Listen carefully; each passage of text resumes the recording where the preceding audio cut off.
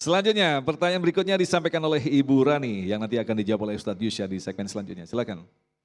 Assalamualaikum warahmatullahi wabarakatuh.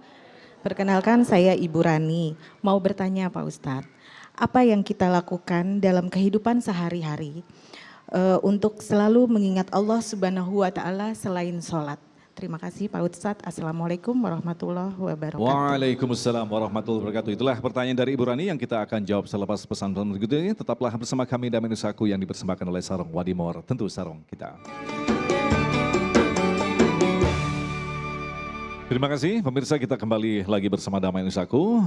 Berikut pertanyaan dari Ibu Rani, saya ulangi kembali, bagaimanakah kita agar terus mengingat Allah tanpa istilahnya selain melaksanakan sholat, ada ibadah-ibadah apa saja Ustaz? Baik, terima kasih pertanyaan, izin guru. Kalau ditanya ibadah apalagi selain sholat, banyak, banyak, pating kletek kalau kata orang Jerman. Banyak, asal segala sesuatu yang diniatkan, niatnya nih tadi inamal a'malu binniyah, itu jadi pahala kalau niatnya benar di hadapan Allah. Ibu nyuci, niatnya karena berbakti kepada suami, kewajiban ibu pahalanya gede. Tapi kalau ibu nyuci sambil gerendeng, udah capek gak ada nilai pahala. Mancing mulu, uang pelit, nyawer paling depan, wah kagak ada nilainya. Jadi kalau ditanya segala sesuatu, apapun pekerjaan kita, semuanya kalau niatnya karena ibadah, insya Allah jadi pahala di sisi Allah. Tapi pertanyaan besarnya, kenapa begitu banyak ibadah, ibu malas ibadah? Itu pertanyaannya. Sholatnya kita pas bandrol, tahu pas bandrol 5 doang, duha kalau kere, tahajud kalau banyak pikiran.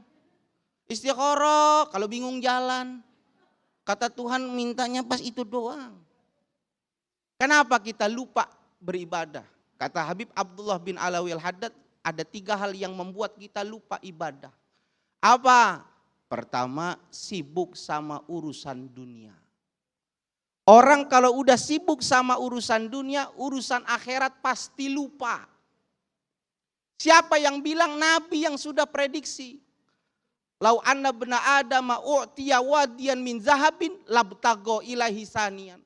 Manusia kalau udah dikasih satu lembah terbuat dari emas, pasti dia pengen lembah yang kedua yang sama bahkan lebih bagus. Bapak punya mobil, pengen ganti yang lebih bagus lagi. Ibu punya emas, pengen yang lebih berat lagi. Bapak udah punya istri, pengen udahlah. Pengen, itu manusia. Walayam lau jaufa bena adama ilat turab, tidak ada yang membuat mereka berhenti mengejar dunia kecuali kematian. Inilah orang yang menyesal. Jadi apa? Boleh ingat dunia, walatan sanasibaka minad dunia, tapi jadikan dunia ini mazru'atul akhirah sebagai tunggangan menggapai kebaikan akhirat. Yang kedua, kata Habib Abdullah bin Alawi Haddad, orang yang jarang ibadah itu karena sebabnya adalah lupa kalau dia bakal meninggal dunia. Ini orang Sawangan kira-kira mati apa enggak mati? Ada yang umurnya 500 tahun? Enggak ada, kita bakal mati. Kalau orang yang ingat mati, sadar kalau dianya bakal wafat, kata Imam Ghazali, anugerahnya 3 buat dia. Apa? Pertama, Allah takjilu taubah. Allah tanamkan dirinya bergegas taubat. Kenapa? Dia nggak mau meninggal banyak dosanya. Yang kedua, qanaatul qalbi. Allah berikan ketenangan dalam hatinya. Gundah gulana nggak ada. Yang namanya galau tingkat kabupaten nggak ada. Tenang aja hidupnya. Kenapa? Apa yang terjadi terhadap dirinya atas keridhaan Tuhan.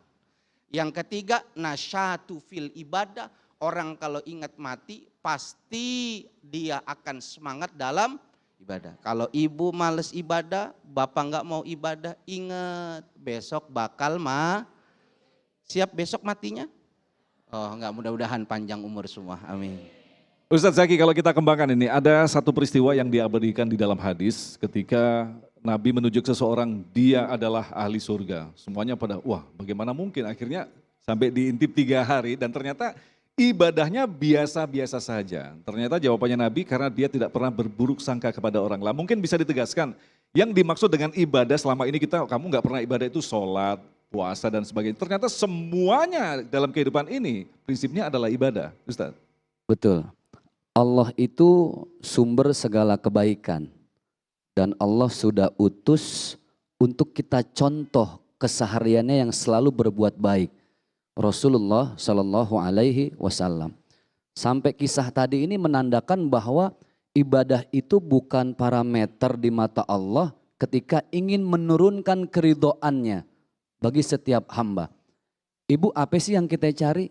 Ilahi anta maksudi waridhaka matlubi.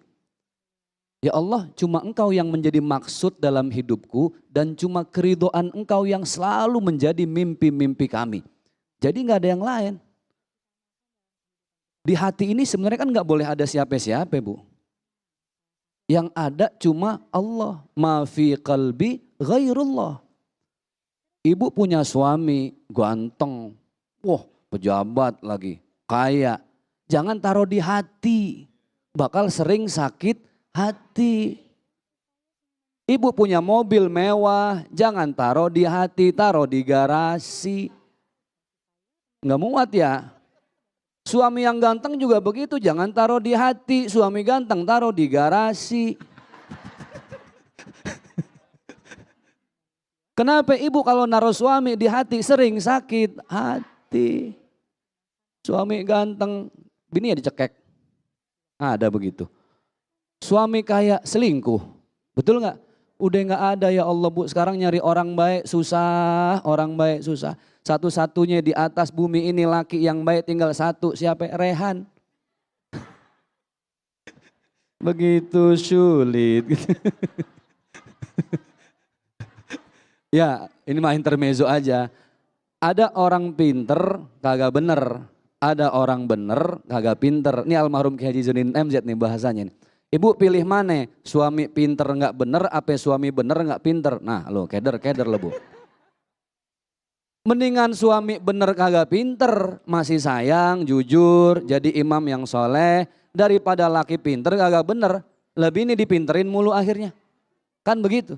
Maka apa yang tadi ditanyakan, subhanallah, ibadah itu luas, Ibu. Apapun bisa jadi ibadah, tergantung tadi niat. Dan ingat, ma fi qalbi ghairullah. Dunia boleh dicari, harta boleh dicari, jabatan boleh dicari. Jangan taruh di hati. Karena apa? Yauma la yanfa'u malun wala banun illa man atallaha biqalbin salim. Harta nggak bisa nolong, anak laki-laki nggak bisa nolong. Satu-satunya oleh-oleh yang kita bawa buat Allah, hati yang bersih. Oh baik.